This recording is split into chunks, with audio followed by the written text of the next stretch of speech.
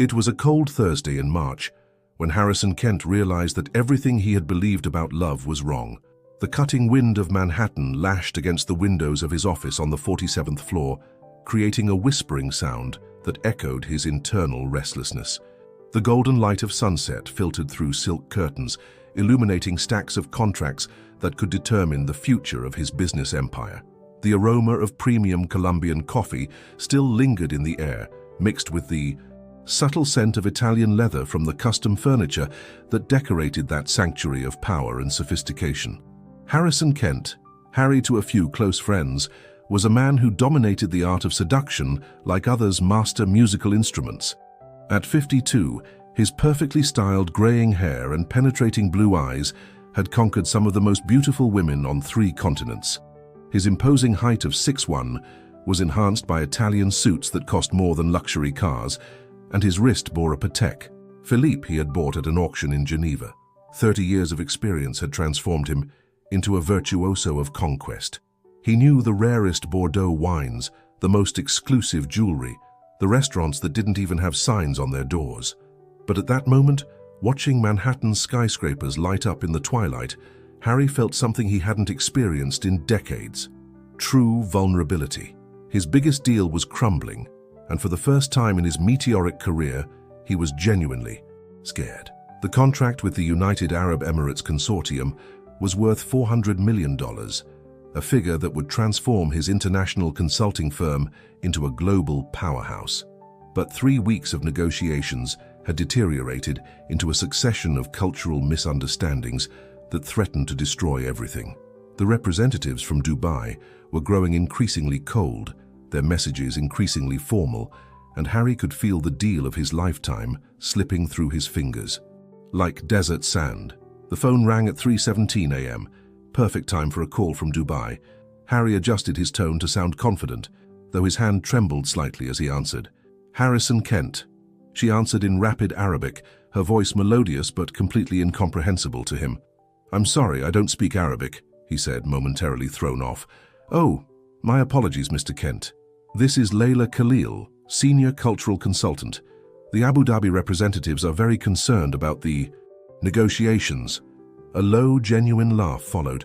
"I speak whatever language helps close deals, Mr. Kent. Tonight, we need to save your contract before the sun rises in Dubai." And so began the longest and most revealing night of Harrison Kent's life. Over the next 6 hours, Harry discovered he was talking to someone completely different from any woman he had ever known. Layla Khalil was a senior cultural consultant, earned $95,000 a year, had an MBA from Georgetown University, and most importantly, she understood both Arab and American mentalities with a fluency that left him impressed. "The problem isn't the numbers, Mr. Kent," she explained, while Harry scribbled notes, feeling strangely like a student before a brilliant teacher. "It's that you're offering American efficiency to a culture that values relationships above everything. To them, you seem cold." Cold? Harry almost choked on his coffee. He who had dined with prime ministers, who had ambassadors' numbers saved in his phone. "I've built relationships in 70 countries. Business relationships," she corrected gently. "Not human relationships. There's a subtle but crucial difference." As the hours passed, Harry found himself doing something he hadn't done in years, paying genuine attention to every word a woman said.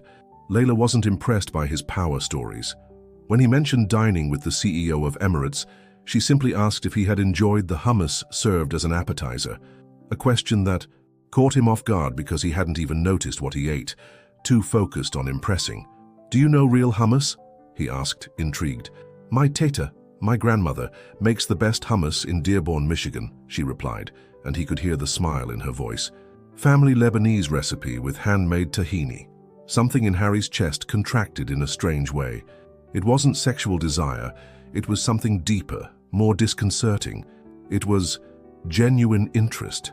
At 6:30 a.m., when the negotiation was finally back on track, thanks to Layla's cultural strategies, Harry realized he didn't want the call to end. For the first time in decades, a conversation with a woman had stimulated his mind as much as, or more than, his physical instincts. "Layla," he said softly, "I need to thank you personally. You saved my company." "It was just my job, Mr. Kent." "Harry," he corrected. And no, it was much more than work. It was brilliant. There was a pause on the other end of the line, and Harry wondered if she was smiling. "I'll be in New York next week to finalize the contracts," she finally said. "Maybe we could have dinner. I know an authentic Lebanese restaurant that will challenge your Bordeaux palate." Harry smiled, feeling an anticipation he hadn't experienced in years. It would be an honor. When he hung up the phone, he remained for long minutes, looking at Manhattan's horizon, where the first rays of sun were beginning to gild the buildings. Something had changed that dawn. Something he still couldn't name, but that made his heart beat to a different rhythm. He had no idea that in 7 days, everything he believed about beauty, desire, and true love would be completely transformed. The following week passed at a strange speed for Harry.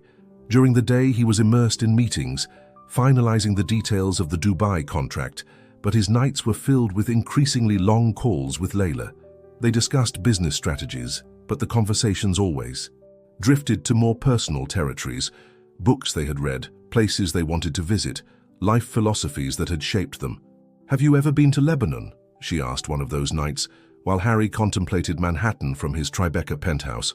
"Beirut, twice business," he replied, opening a bottle of Chateau Margaux 1996. "Beautiful city, but I never had time to really explore it." "Business," she repeated with amusement. "Do you know many countries or many conference rooms?" The question hit him like a gentle punch to the stomach. Harry realized he had visited 70 countries, but knew mainly airports, 5-star hotels, and offices with window views. How many times had he actually walked the streets, talked to locals, tasted street food? "Conference rooms," he admitted. "Definitely conference rooms." "That's a tragedy, Harry. You have the world at your fingertips, but you're missing all the best parts."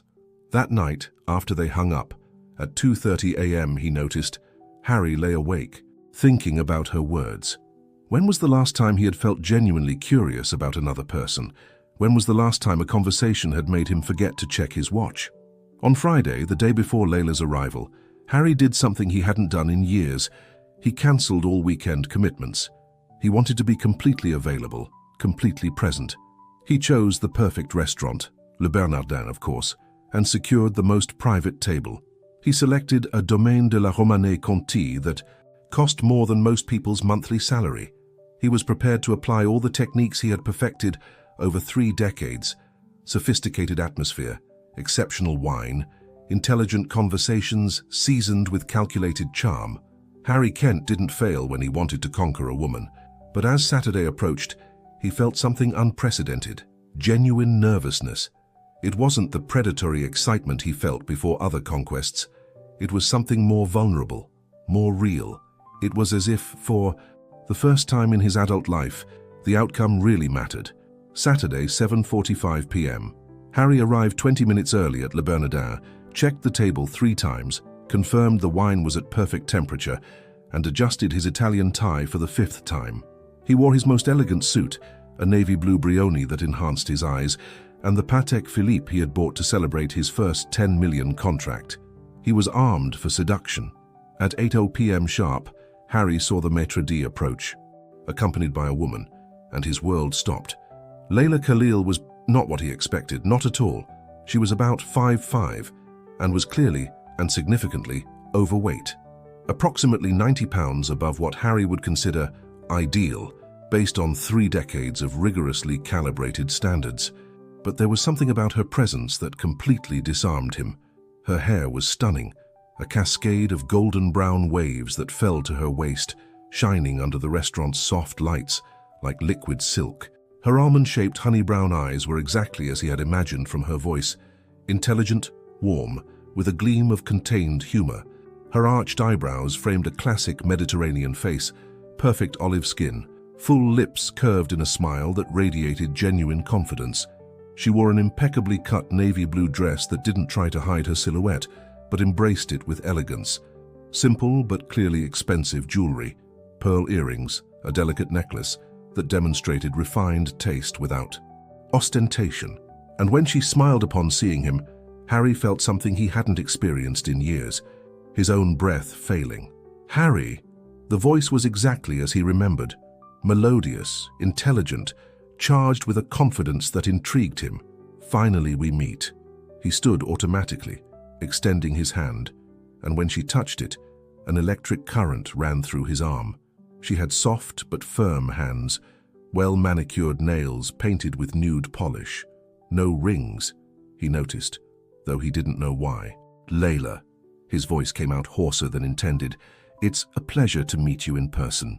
As they sat down, Harry struggled against an internal storm that left him completely disoriented. All his sophistication, all his calculated charm, all his experience seemed to have evaporated. He was looking at a woman who absolutely contradicted all his physical standards, but whose eyes made him feel as if she could see directly through all his carefully constructed masks. "This place is beautiful," she said, observing the environment with genuine appreciation. "Though I must admit I expected something more ostentatious, based on your stories about business dinners." Harry almost choked on his water. "Ostentatious? Don't take me wrong," she laughed, and the sound sent strange vibrations through his chest. "It's just that you seem to enjoy impressing people with places that cost more than annual salaries. This place is elegant, but refined, subtle. You're not impressed? With the food? Of course I will be. With the prices?" She shrugged. "Money is just money, Harry. What impresses me is when someone chooses a place for the experience, not for the receipt." It was as if she had just rewritten all the rules of the game he had spent his life mastering. As the night progressed, Harry discovered something disturbing. He was applying all his most sophisticated seduction techniques, but not by calculation, by genuine instinct. He wanted to impress Layla. He wanted to make her smile.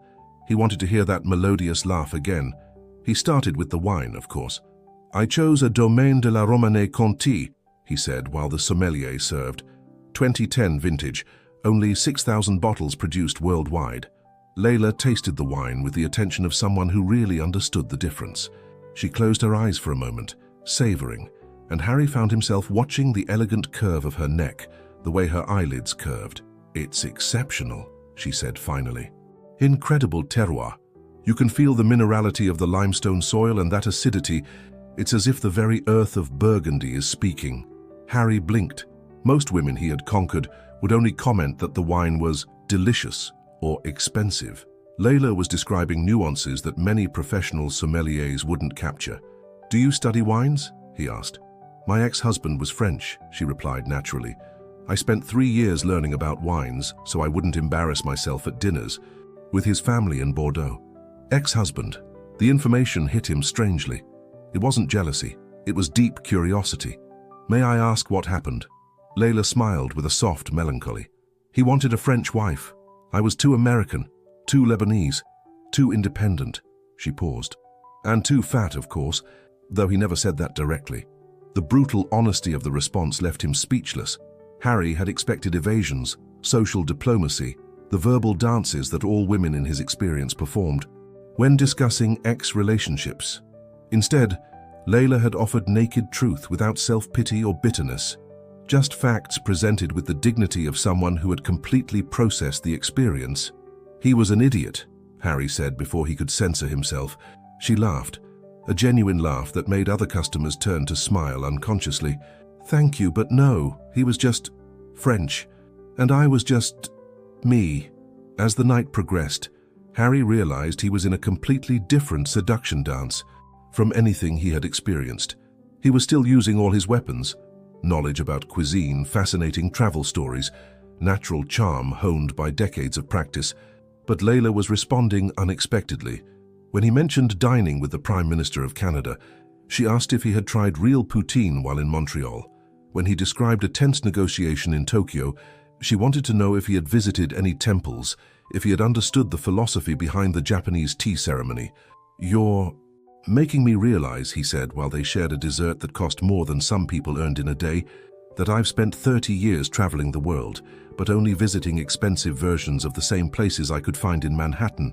"And there's nothing wrong with sophistication," she replied, tasting a spoonful of the soufflé.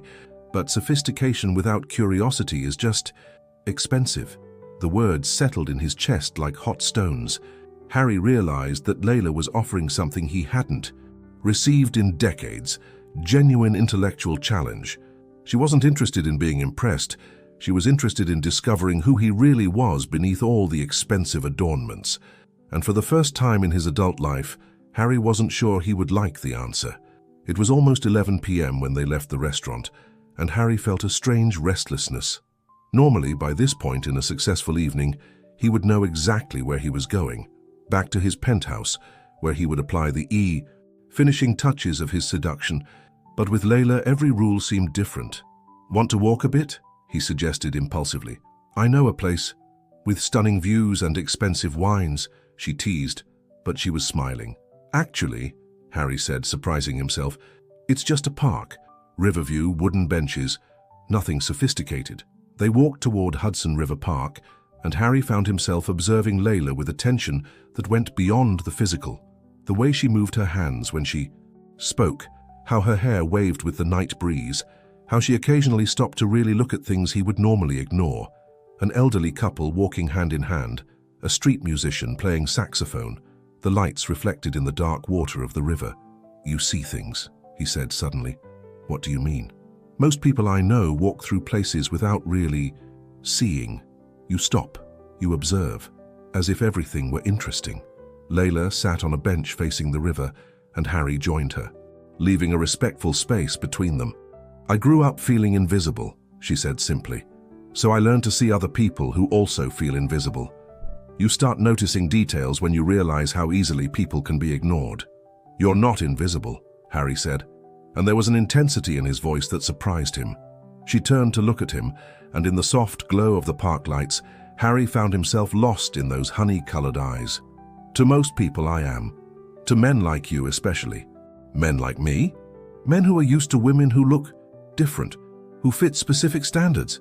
Harry felt something contract in his chest. She wasn't wrong.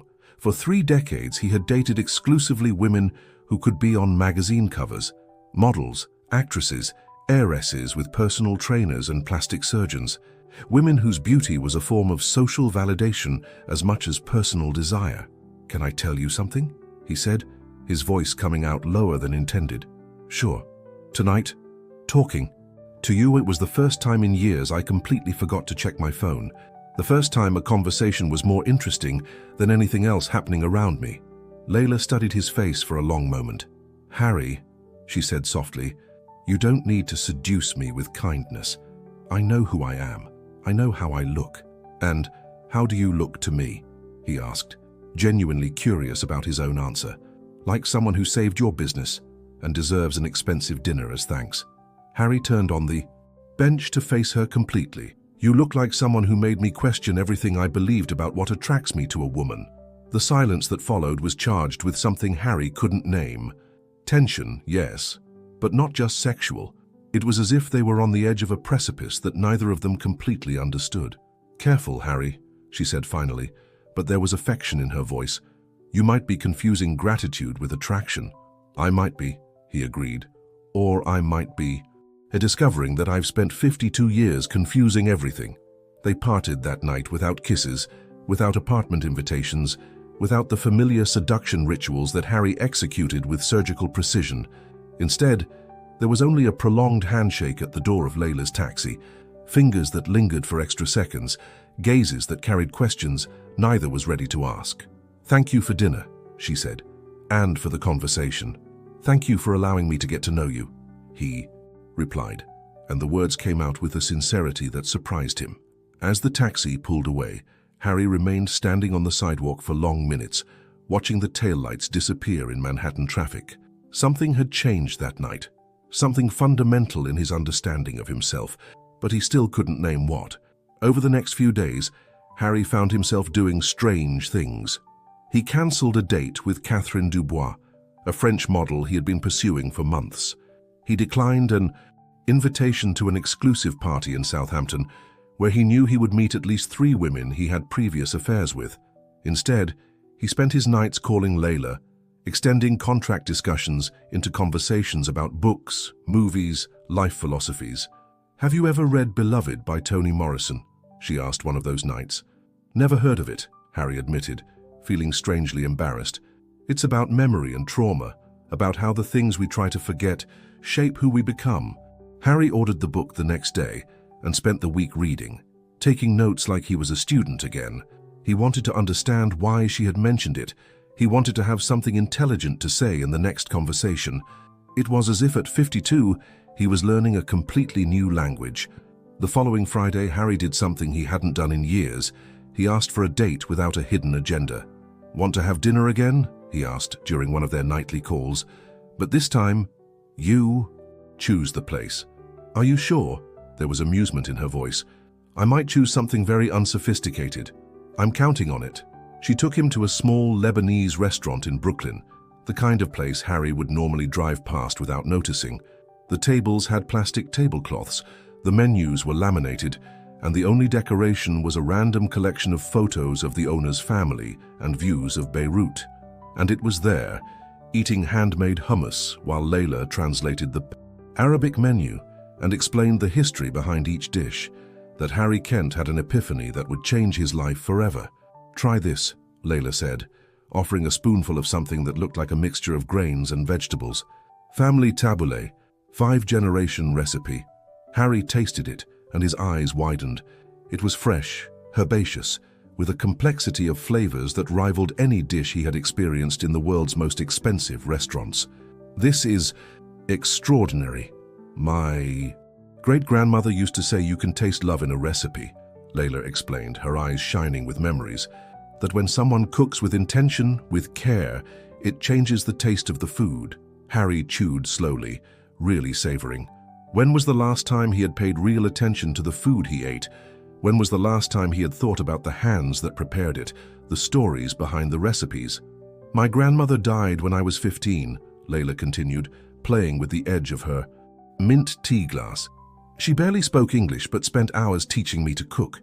She said a woman who knows how to cook is never really alone in the world." "You miss her? Every day?" Layla smiled with a soft melancholy. "She would have liked you. Even with me being how I am, especially because you are how you are." Layla studied him for a moment. She believed that complicated people make life interesting. And you, Harry Kent, are definitely complicated. They talked for 3 hours in that small restaurant, and Harry realized he was learning more about genuine pleasure in one night than he had experienced in years of dinners at Michelin-starred restaurants. Not because the food was necessarily superior, though it was surprisingly good, but because there was history there was connection, there was something real beyond calculated sophistication. "Can I tell you something embarrassing?" he said while they shared a dessert called muhalabia. "Please. I've eaten at the best restaurants in the world for 3 decades, but I never stopped to think about who was cooking, about the stories behind the food. Everything was just expensive. And now?"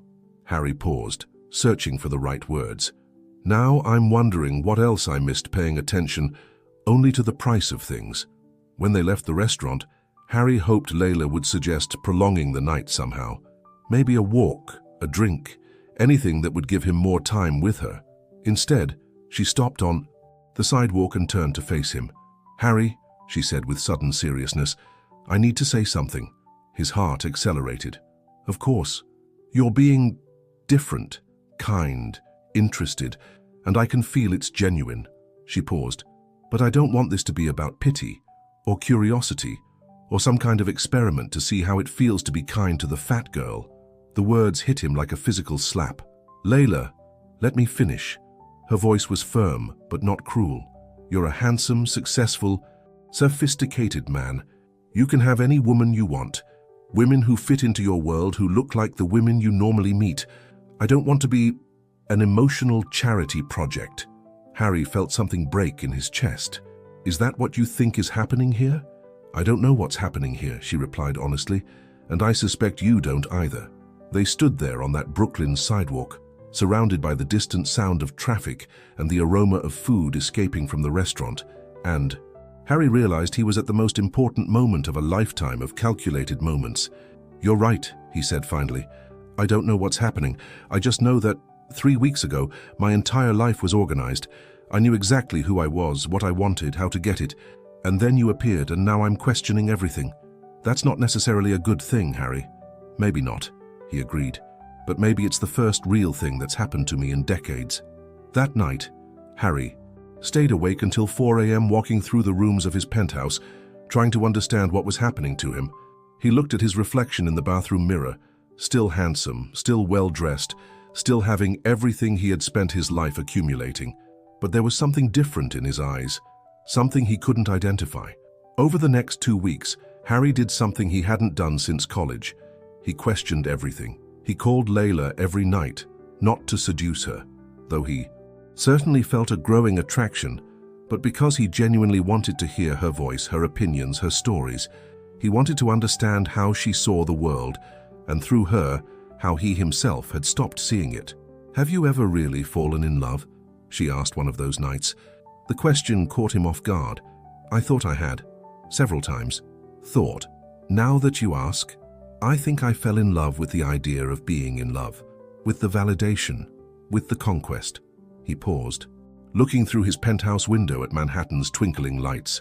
"I never fell in love with someone who made me want to be a different person. And now?" The question hung in the air like smoke. Harry knew the answer, but saying it out loud would make it real, irreversible. "Now I'm talking to a woman who makes me question whether the person I became is who I really want to be." There was silence on the other end of the line, and Harry wondered if he had said too much, revealed too much. "Harry," Layla said finally, her voice soft as velvet, "that scares me." "Why?" "Because I'm questioning myself too, and that shouldn't be happening." "Why not?" "Because you're not for me, and I'm not for you." "Based on what?" "Based on everything. Your life, my body, social expectations, reality."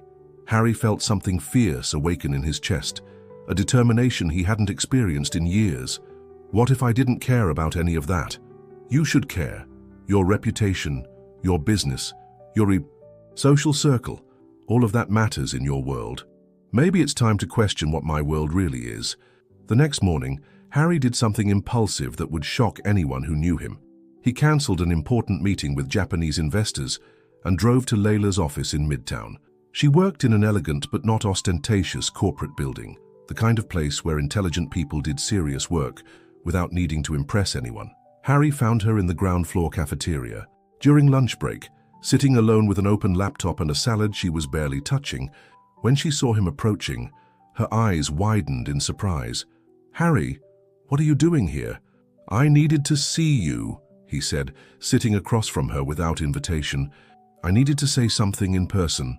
I'm working..." "Layla," the intensity in his voice made her stop protesting. "I've spent 52 years of my life being a version of myself I thought I should be. Rich, successful, with the right kind of woman, frequenting the right places, buying the right things. And it worked. I built an empire, conquered beautiful women, impressed important people." She watched him with total attention, her hands quiet on the laptop keyboard.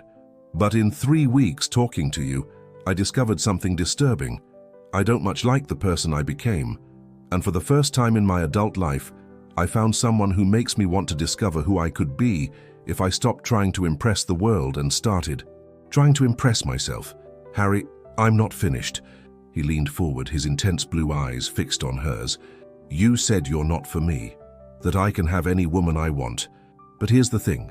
For 3 decades I had many women, beautiful, sophisticated, perfect on paper, and none of them ever made me feel a tenth of what I feel when I hear you laugh. None of them challenged me, made me think, made me want to be better." Layla slowly closed the laptop, her eyes never leaving his face. "So maybe the problem isn't you not being for me," Harry continued. "Maybe the problem is I never met someone who was really for me until now." The silence that followed was charged with electric tension. People passed through the cafeteria, conversations happened at other tables, but Harry felt as if the world had reduced to just the two of them, and the space between their hands resting on the cheap Formica table. "Are you asking me on a real date?" Layla asked finally. "I'm asking you for a chance to discover together if this is real or if I'm going through some very elaborate midlife crisis."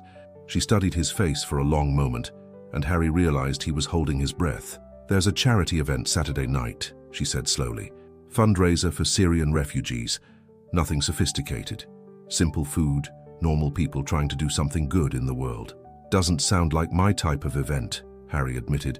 "Exactly," she smiled, the first genuine smile he had seen since he arrived. Want to discover what kind of person you are when you're not trying to impress anyone? Harry felt something open in his chest, like flowers blooming. It would be an honor.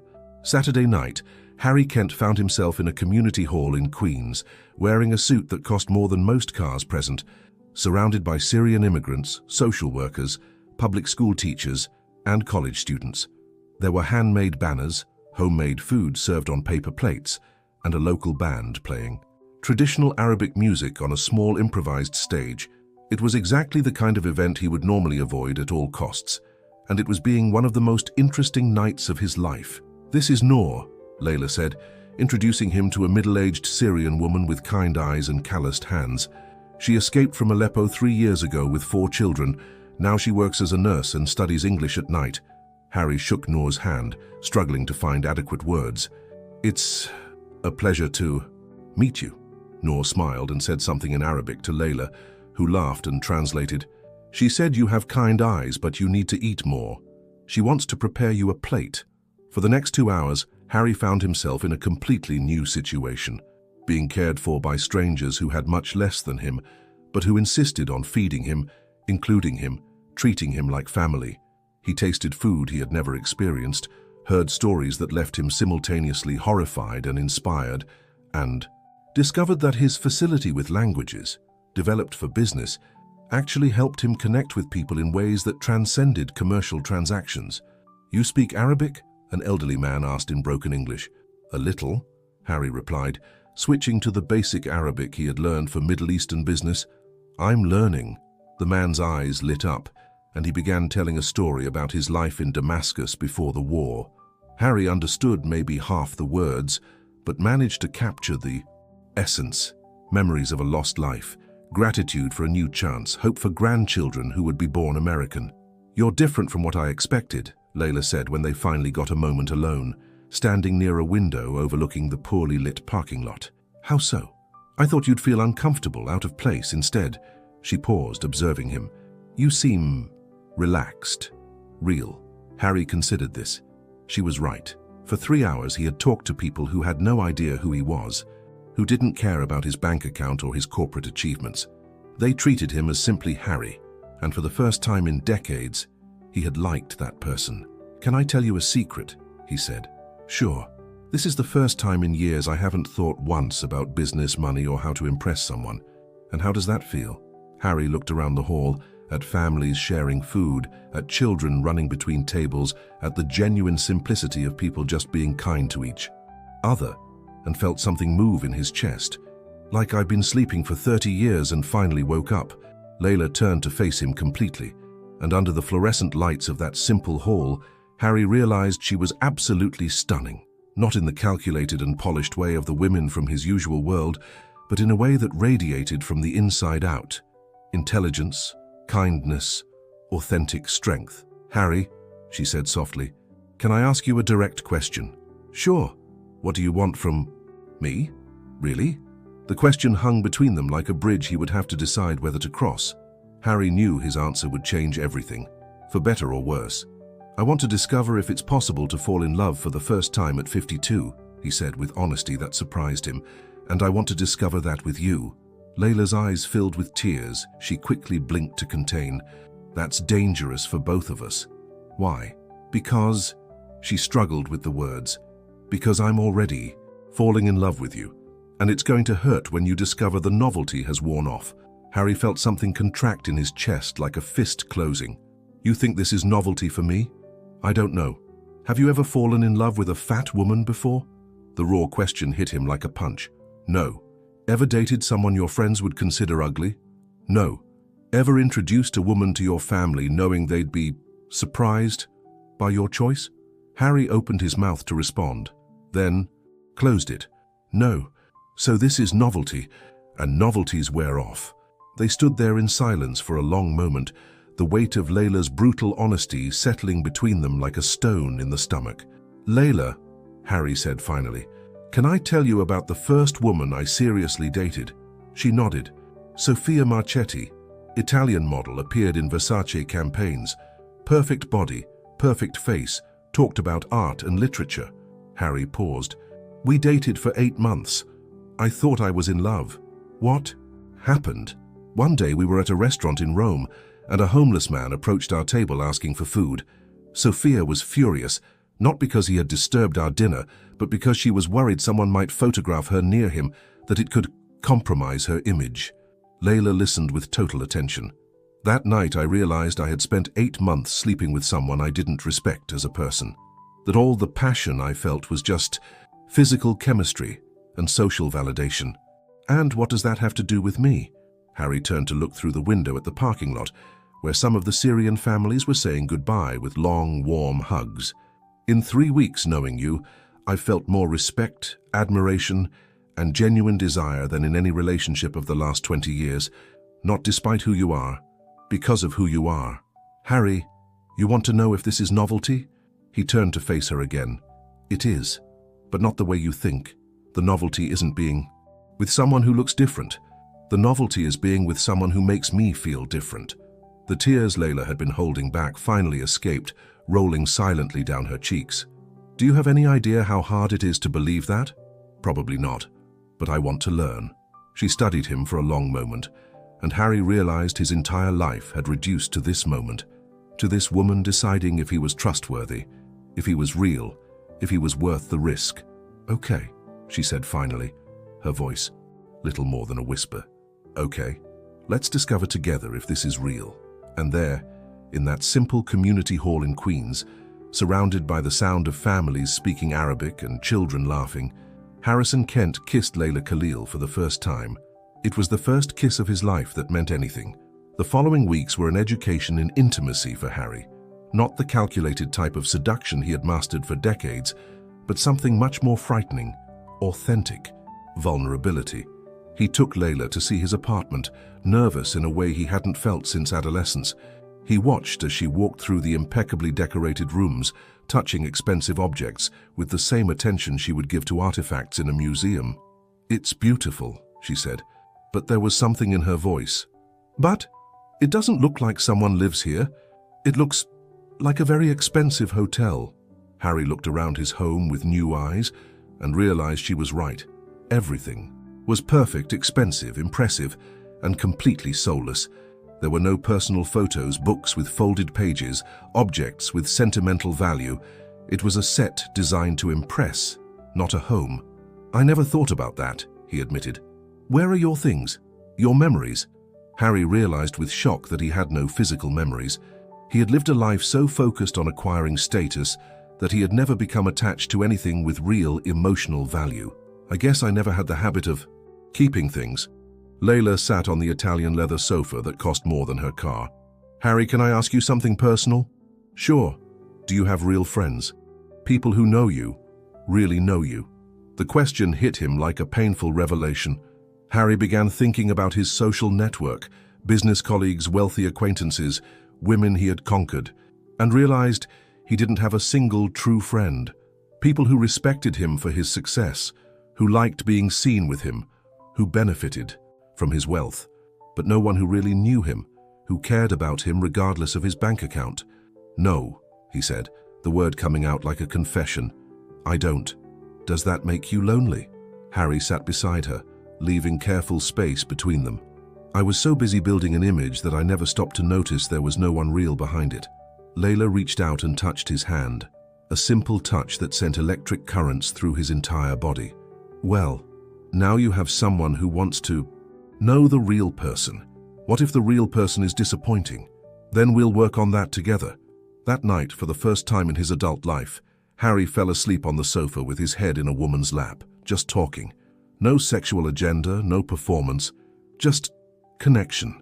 When he woke in the morning and saw Layla sleeping in the chair beside him, her golden hair spread over her shoulders like liquid silk, her face relaxed and trusting, Harry felt something he had never experienced. The protective desire not just to possess but to care for. "I need to introduce you to my family," Layla said one night a few weeks later, while they dined at a small French bistro she had discovered in the Lower East Side. The statement made Harry choke on his wine. "Your family? My parents? My brother? It's important to me." Harry felt a wave of panic that surprised him. For 3 decades, he had met hundreds of families, but always in business contexts, where his wealth and success preceded. Him, where he was received as an achievement. The idea of being introduced as a boyfriend, of being judged not for his bank account, but for who he was as a person, terrified him. "They're going to hate me," he said. "Why?" "I'm too old for you, too rich, too American." Layla laughed. "Harry, they're going to hate you because you're not Muslim, because you're dating their daughter without clear matrimonial intentions, and because my mother thinks any man who can't make kibbeh isn't worth marrying." "That's reassuring. It's realistic." She leaned across the table. "My family doesn't care about money, Harry. They care about character, about respect, about genuine intentions. What if I don't have those things?" "You do. You just never had to use them before." The following Saturday, Harry found himself in a modest house in Dearborn, Michigan, surrounded by Layla's extended family. Parents, uncles, cousins, children running everywhere. The aroma of spices he couldn't identify, filling the air. He had been received with polite courtesy but clear distrust, especially from Layla's father Marwan, who owned a small electronics store and clearly wasn't impressed with expensive suits. "So, you work with computers?" Marwan asked in careful English during dinner. "International consulting," Harry replied. "I help American companies do business abroad." Marwan chewed thoughtfully. "And you have children?" "No, sir." "Why not?" The direct question caught him off guard. "I never found the right person before, and now you have." Harry looked at Layla, who was watching the exchange with a mixture of amusement and tension. "I'm discovering that." "Discovering," Marwan repeated, not seeming particularly impressed with the answer. It was Layla's mother, Nadia, who finally broke the ice. After dinner, she pulled Harry into the kitchen and put a stack of dishes in his hands. "You know how to wash dishes?" she asked in heavily accented English. "I can learn," Harry replied honestly. For the next hour, while washing dishes beside Nadia and listening to her stories about life in Lebanon, about the difficulties of raising children in a foreign culture, about the fears and hopes of an immigrant mother, Harry felt something shift in his chest. "You are a good man," Nadia said finally, drying a plate Harry had washed. "But you are lost." "Lost? Too much money, too much success. Sometimes that makes man forget what really matters." "And what really matters?" Nadia smiled and gestured toward the living room, where Layla was sitting on the floor playing with her little nephews, laughing while they tried to braid her golden waves. "Family, love, purpose that goes beyond yourself." That night at the hotel, Harry couldn't sleep. He lay staring at the ceiling, processing what he had experienced. For the first time in his life, he had been judged not for what he possessed, but for who he was, and had been found wanting, not out of malice, but out of emptiness, for a life built around external achievements without real internal substance. "What are you thinking about?" Layla asked, her head resting on his shoulder. "That your mother is right. I'm lost. And does that scare you?" "It should. But actually," Harry paused, surprised by his own response. "Actually, for the first time in decades, I feel like I have direction." "What direction?" Harry turned to look at her in the dim hotel room light, this face that had become more precious to him than any acquisition of his life. "Toward you. Toward discovering who I could be if I stopped trying to be who I think I should be." Layla studied his face for a long moment. "Does that mean you're falling in love with me?" "Layla," Harry said, his voice loaded with a certainty that surprised him, "I'm already completely in love with you. The question is, can you fall in love with who I'm becoming?" Her answer came not in words, but in the kiss that silenced him, loaded with promises. Neither was ready to name, but both were ready to explore. 2 weeks after returning from Michigan, Harry did something that shocked everyone who knew him. He fired his personal assistant of 10 years and cancelled all social commitments for the next 3 months. "What's happening to you?" asked Marcus Webb, his business partner for 2 decades, during a meeting Harry had scheduled specifically for this conversation. "I'm re-evaluating priorities," Harry replied calmly. "Priorities? Harry, you cancelled the Deutsche Bank gala dinner. You declined the invitation to the French ambassador's daughter's wedding. Your priorities are costing relationships that took us years to build."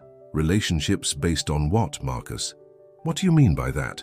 Harry leaned back in the leather chair of his office, a chair that cost more than most people's annual salary, and realized the question was deeper than Marcus imagined.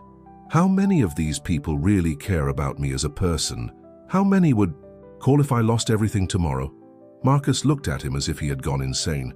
Harry, nobody calls poor people. That's the point. You built a life based on success, influence, connections. Why the hell would you question that now? Because I met someone who makes me want to be more than just successful. Ah, Marcus leaned back, understanding spreading across his face. This is about a woman. It's about much more than that. Harry, you've been through this before. Remember Vivian? Isabella? You always fall intensely in love, then realize they don't fit into your world. Maybe the problem isn't them not fitting into my world. Maybe the problem is I built a world where genuine people don't fit. Marcus was silent for a long moment, studying Harry's face with the attention of someone who had known him for decades.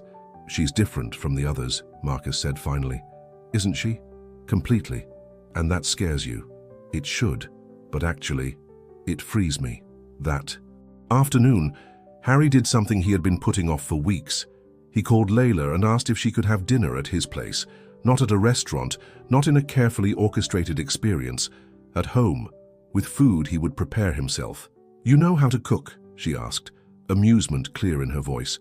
I'll learn, he said, echoing the words he had said to her mother.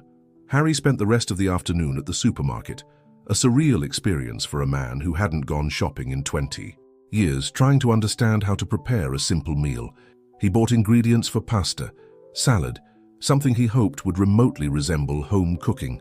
When Layla arrived at 7 p.m., she found Harry in his penthouse kitchen, sweaty, covered in flour, surrounded by dirty pans, trying to save something that had been planned as tomato sauce but looked more like red paint. Need help? She asked, clearly trying not to laugh. I need a miracle, Harry admitted, gesturing to the chaos around him. For the next hour, Layla taught Harry to cook, really cook, not just follow instructions, but understand how ingredients combined, how flavors developed, how cooking could be an act of love instead of just sustenance. You're trying to control too much, she said, watching him stir the sauce obsessively. Cooking is about allowing things to happen, trusting the process. I'm not good at trusting processes I can't control. I know. She placed her hands over his, stopping the frantic movement of the spoon. But some of the best things in life happen when you stop trying to control them. They ate the imperfect meal, slightly sticky pasta, somewhat salty sauce, salad with unbalanced dressing, sitting on the floor of Harry's living room, using expensive plates as if they were common dishware. It's terrible, Harry said after the first bite. It is, Layla agreed. But you made it with love. How do you know? Because you were nervous. Because you cared about getting it right. Because you wanted to give me something that meant more than money. Harry put his fork on the plate and looked at her. Really looked. Layla was sitting cross-legged on the imported marble floor of his living room, her golden hair falling over one shoulder, her honey-colored eyes shining with a tenderness that made his chest ache in a good way. Layla, he said, his voice coming out hoarser than intended. I'm in love with you. I know. No, you don't understand. It's not like before. With other women, this is... He struggled to find words. This is fundamentally changing who I am. She leaned forward, her eyes never leaving his. And are you okay with that? I'm terrified by it, and happier than I ever thought possible. Harry, let me finish. He took a deep breath. I want to introduce you to my world. I want people to see me with you. I want to stop hiding what we're building here. Your world won't understand. Then maybe it's time to find a new world. The following week, Harry made his public statement. He took Layla to the most exclusive social event of the season, a charity gala at the Met where tickets cost $50,000 and the guest list read like a who's who of Manhattan. He was prepared for stares, whispers, the poorly disguised confusion of people who had spent decades seeing him with women who looked like they came off magazine covers. What he wasn't prepared for was his own transformation. You're nervous, Layla observed, as the driver took them down Fifth Avenue. Terrified, Harry admitted. Of what? That you'll see through their eyes and realize that I don't match you. Layla turned in the Lincoln Town car seat to face him completely. She was stunning, not in the polished and predatory way of the women at the event, but with a natural elegance that radiated authentic confidence. Her navy blue dress hugged her curves without apologizing for them. Her hair was pulled into a sophisticated chignon that revealed the graceful line of her neck, and her eyes shone with an intelligence that no amount of money could buy. "Harry Kent," she said firmly, "you are the most genuine man at that event. The difference is that now you're finally allowing people to see that." The event was revealing. Harry watched Layla navigate conversations with senators, artists, philanthropists, not trying to impress or apologize for who she was, but simply being herself. She asked intelligent questions about the causes being supported, shared insights about international cultural policies, and treated waiters and organizers with the same courtesy she offered to major donors. "Your companion is interesting," commented Victoria Ashworth, a socialite Harry had known for years. The tone was carefully neutral, but the implication was clear. "She's extraordinary," Harry replied without hesitation. "Of course, it's just different from your usual type." "Exactly," Harry said, allowing a smile to spread across his face. "Much better." Victoria blinked, clearly not expecting that response. "Oh, well, how modern of you." Harry watched Victoria walk away, probably to share this new information with other people, and realized he didn't care at all. For the first time in his social life, he was more interested in one person's opinion, Layla's, than in the validation of the entire rest of the room. "How's it going?" Layla asked, appearing at his side with 2 champagne flutes. "Better than expected. You're impressing everyone." "I'm not trying to impress anyone. I know, that's why it's working." They danced during the orchestra performance, and Harry realized he was living a moment he had dreamed of without knowing, dancing with someone who loved him for the person he was becoming, not for the person he had pretended to be. "Harry," Layla murmured against his ear as they moved slowly across the dance floor, "can I tell you something?" "Sure. I'm proud to be here with you." The words hit Harry with a force that surprised him. When was the last time someone had said they were proud of him? Not impressed with his business, not interested in his wealth, but genuinely proud of who he was as a person. "Layla," he said, stopping dancing right in the middle of the song, "I need to tell you something." "Here? Now?" "Especially here. Especially now." He led her off the dance floor to a private balcony overlooking Central Park. The city lights twinkled below them, and the sound of music and conversations created a soft background for what he knew was the most important moment of his life. "Layla Khalil," he said, taking her hands in his. "6 months ago, my entire life was organized. I knew exactly who I was, what I wanted, where I was going. And then you appeared and made everything better, more real, more meaningful." "Harry, let me finish, please." He took a deep breath. "You taught me that love isn't about finding someone who fits into your life. It's about finding someone who makes you want to build a better life. What are you saying?" Harry released her hands and, to Layla's complete surprise, knelt right there on the Metropolitan Museum balcony with all of Manhattan's elite a few yards away. "I'm saying I want to build that better life with you. I want to learn to cook for you. I want to really get to know your family. I want to discover who I can be when I have someone who loves me for the right person instead of the impressive person." He pulled a small velvet box from his jacket pocket, a box he had carried for 3 weeks waiting for the right moment. "Layla, will you marry me? Not my bank account, not my reputation, not the version of me the world knows. Me, who I am when I'm with you." The tears Layla had been holding all night finally escaped, flowing down her cheeks like liquid diamonds under the city lights. "Harry," she whispered, "are you sure? Because once I say yes, there's no going back. I'm going to love you for the rest of your life, and I'm going to expect you to do the same. I'm counting on it. And when your business friends find out you married the fat consultant, when your social life changes, when you realize you chose love instead of status." Harry stood up, still holding the box, his intense blue eyes fixed on hers. "Layla, for 52 years I chose status instead of love, and that left me rich, successful, and completely empty. You gave me a second chance to choose correctly. Is this really a second chance?" "It's my first real chance." Layla looked at him for a long moment. This man who had entered her life as an arrogant stranger and transformed into someone she barely recognized, but completely adored. "Yes," she said simply. "Yes, yes, Harry Kent. I'll marry you." When he slipped the ring onto her finger, a simple but stunning solitaire he had chosen thinking of her natural elegance instead of ostentation, Harry felt something he had never experienced: complete wholeness.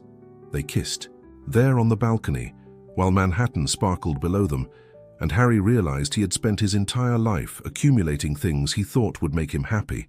It took 52 years to discover that happiness wasn't something you accumulated, it was something you shared. 6 months later, the wedding of Harrison Kent and Layla Khalil took place not in an Episcopal cathedral or five-star hotel, but in the garden of her parents' house in Dearborn, Michigan. There were 150 guests, half Layla's family, and friends, half people Harry had discovered really cared about him when he stopped trying to impress the world. Marcus Webb was the best man, though he muttered throughout the ceremony about how Harry had completely lost his mind. Layla's family had accepted Harry not because he was rich, but because he clearly made their daughter happy in a way they had never seen before. During the ceremony, conducted in English and Arabic, Harry watched Layla walk toward him wearing her grandmother's wedding dress, simple, elegant, loaded with history and love, and realized he was about to marry the most beautiful woman he had ever seen, not because she had changed, but because he had learned what beauty really meant. "Are you sure you won't regret this?" she whispered as they exchanged vows. "The only thing I regret," Harry whispered back, "is that it took me 52 years to find you." During the reception, homemade Lebanese food served at tables decorated with flowers from Nadia's garden, Arabic music, mixed with American jazz, children running among the adults, Harry found himself in conversation with Marwan, Layla's father. "So, you still work with computers?" Marwan asked with the dry humor Harry had learned to appreciate. "Actually," Harry said, "I'm changing direction. Layla and I are opening a consultancy for non-profit organizations, using my business experience to help causes that really matter." Marwan studied him for a long moment. "And that will make money?" "Less than I used to make. More than we need." Marwan nodded approvingly. "Now you're talking like a married man."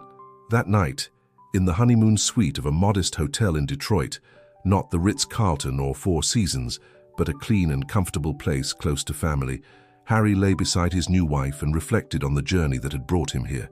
"What are you thinking about?" Layla asked, her head resting on his chest. "That a year ago I thought I had everything, and I had nothing. And now?" Harry looked down at this woman who had transformed his understanding of love, success, purpose, and happiness. Her golden hair was spread across his chest, her breathing was soft and trusting, and the simple ring on her finger sparkled in the soft light of the bedside lamp. "Now I have everything. Even if everything includes a fat wife who's going to insist you learn to make hummus." Harry laughed, pulling her closer, especially because of that. 2 years later, Harrison and Layla Kent were sitting on the porch of their new house, not a Manhattan penthouse, but an elegant colonial house in Westchester, where there was room for gardens, family visits, and real life, watching their 6-month-old daughter Noor play on the carpet with simple toys. "She has your eyes," Layla said, adjusting the baby's position. "And your intelligence, I hope. Harry, can I ask you something?" "Sure. Do you miss it? The old life?" Harry considered the question seriously. He had sold the penthouse drastically, reduced his social commitments, and rebuilt his life around family, meaningful work, and authentic relationships. Financially, he was still very successful, but his definition of success had changed completely. "I miss the simplicity," he said finally. "It was easier when my only concern was making money and impressing people. But easy isn't the same as good. Easy isn't the same as real." Noor made a happy little sound, and Harry got up to pick her up. She immediately grabbed one of his fingers with her tiny hand, and he felt that familiar wave of fierce protection he had learned to associate with true love. "You know what I discovered?" he said, looking at Layla with their daughter in his arms. "What?" "That I spent 52 years trying to build an impressive life, and it took finding you to discover that an impressive life is useless if you don't have someone real to share it with."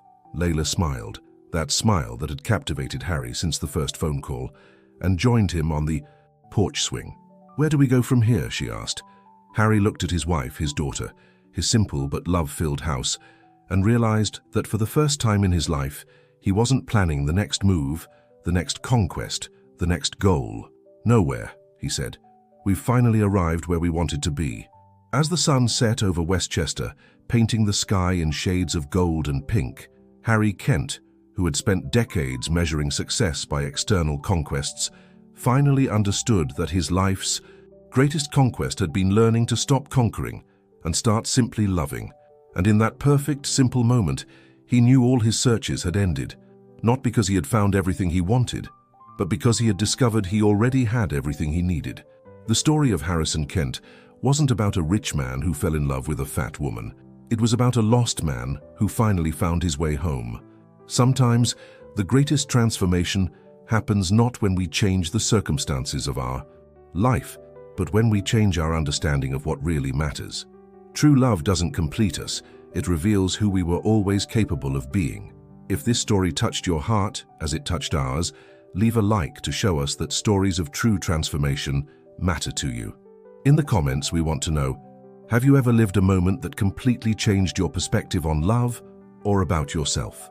Or do you know someone who, like Harry, discovered they were looking for happiness in the wrong places?